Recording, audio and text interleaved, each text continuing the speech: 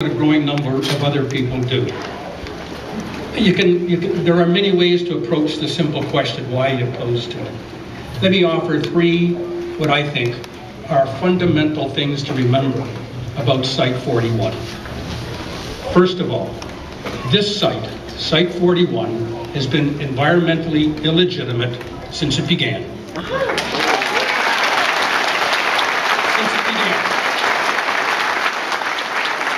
Not just new, 20 years ago, when people said, let's put it on Site 41, the Environmental Review Board at the time, charged with the responsibility of looking after our environmental health, rejected the site as inappropriate.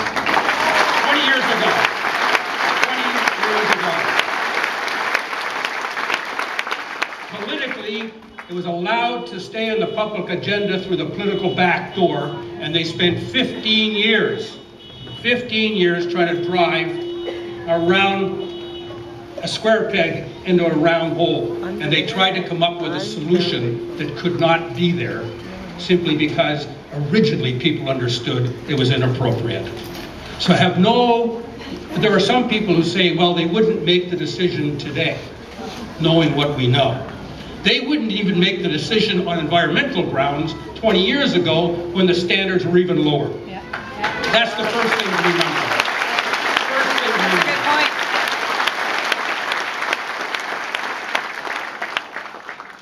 The second thing to remember, that if this site proceeds, it flies in the face of everything we have tried to learn in the last 25 years about our relationship with nature and the environment.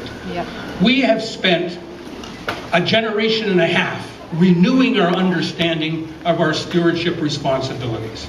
We have spent a generation and a half relearning new ways, or learning new ways, in which we dealt with waste management. We learned the importance, again, that we had forgotten for a couple of generations, even longer perhaps, the importance of water to human life. All of those things that we now understand to be part of the life of the 21st century. This site stands in denial of all of those things that we thought we'd understood and learned. We are 90% water.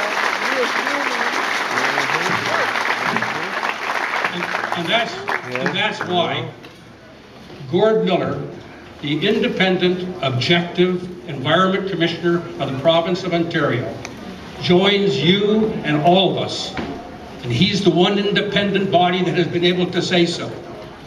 There should be a moratorium and there should be a review of this site, said Gord Miller.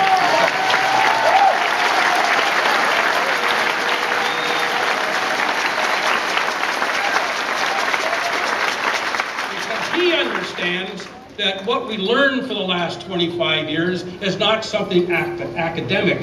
It is absolutely essential, not only to us, but to our futures, to our children and our grandchildren. Gordon Miller, if you've got one piece of paper, one article to give to somebody, give them Gord Miller's report. He is the Environmental Commissioner of Ontario, and he says moratorium and review.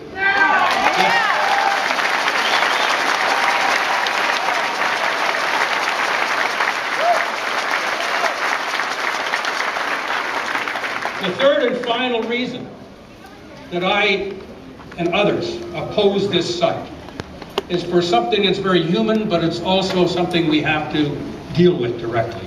There are some people, good people, who say, look, we've spent so much time, we spent so much money, and we've decided on things, that we simply must proceed. They have to relearn one of the oldest lessons that we all learned, or most of us lucky enough, on our parents' knee. It is never, ever too late to do the right thing.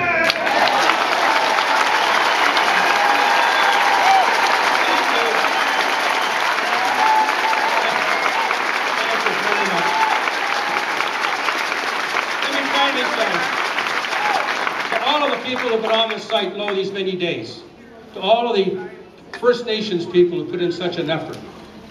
And I might say, did I say this? Yes. Yeah. my daughter and I do some work in Caledonia, both with Aboriginal and non-Aboriginal people. It is so difficult there because there is no connection between Aboriginal and non-Aboriginal people. The animosity grows as the problems continue to be unsolved. We were standing here watching all of this. First Nations people coming up, people from the neighborhood here, standing up and giving them an ovation. And my daughter turned to me and said, "We need a dump, maybe."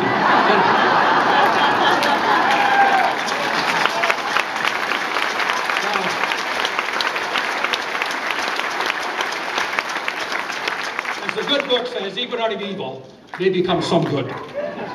So let me say, on behalf of all of the people who really appreciate you coming out and all the work that's being done, miigwech.